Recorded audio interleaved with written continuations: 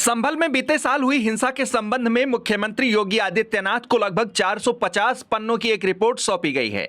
इस रिपोर्ट में न केवल 24 नवंबर को हुई हिंसा का जिक्र है, बल्कि संभल के इतिहास में अब तक हुए कुल 15 दंगों और उनके दौरान क्या क्या हुआ, इसका भी विवरण दिया गया है।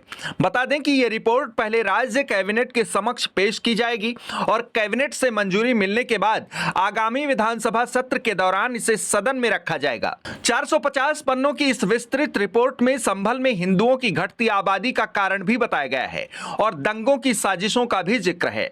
माना जा रहा है कि रिपोर्ट में बाबर के दमन के साक्ष्य के साथ डेमोग्राफिक बदलाव, दंगे और आतंकी नेटवर्क पर बड़ा खुलासा किया गया है। इससे पहले पूरे मामले की जांच के लिए उत्तर प्रदेश सरकार ने 3 सदस्यीय जांच टीम गठित की थी। इसमें हाईकोर्ट के सेवानिवृत्त जज देवेंद्र अरोड़ा को अध्यक्ष बनाया गया था। उनके साथ रिटायर्ड आईपीएस और पूर्व डीजीपी एके जैन के साथ अमित मोहन प्रसाद सदस्य के रूप में शामिल किए गए थे। फिलहाल उनके द्वारा पेश रिपोर्ट को बेहद गोपनीय रखा गया है। ऐसा बताया जा रहा है कि रिपोर्ट का जब खुलासा होगा तो कई गंभीर और चौंकाने वाले तथ्य सामने आएंगे। बिल्कुल संभल का सच है। संभल में जिस तरह से आजादी के बाद डेमोग्राफिक चेंज हुआ है, ये स्पष्ट रूप से दिखाता है कि वहां पे किस तरह से हिंदुओं के साथ बर्बरता हुई है।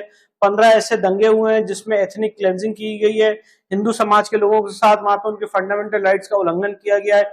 अभी हाल ही में जब ये सर्वे हुआ था, सर्वे के बाद आप सब लोगों ने देखा कि किस तरह से वहां पे प्रशासन ने हिंदू मंदिर को, जो ऑलरेडी जीर्ण शीर्ण अवस्था में पड़ा था, बंद था, वहां पे पूजा पाठ नहीं करने दी जा रही थी, उस बजरंग बली के मंदिर को, भोलेनाथ के मंदिर को प्रशासन ने खुलवाया।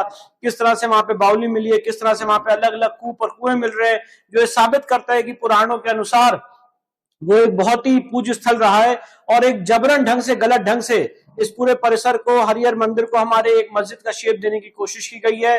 किस तरह से संभल में टेरर लिंक्स हैं, अलकायदा और अलग अलग जो अंतरराष्ट्रीय टेरर ग्रुप्स हैं, उससे संभल का डायरेक्ट कनेक्शन है। ये सारी बातें इस रिपोर्ट में आप लोग के माध्यम से मुझे पता चला है, उभर के सामने आई है। इस रिपोर्ट का भी अब डिटेल्ड अवलोकन हम लोगों को करना है। और मैं बात कहना चाहता हूं कि जो लोगों ने एक फेक नैरेटिव गढ़ा था कि विष्णु शंकर जैन ने जय श्री राम के नारे लगाए जिसकी वजह से संभल में हिंसा हुई, ये उन सारे लोगों को स्पष्ट करता है कि जो लोग वहां पे विक्टिम थे, पीड़ित थे, उनको वहां पे एक गलत रूप से दिखाने की कोशिश की गई है और जो वहां के मूल मास्टरमाइंड कॉन्स्पिरेटर्स हैं, उनको बचाने की साजिश की जा रही थी, जो इस रिपोर्ट से पर्दाफाश हो।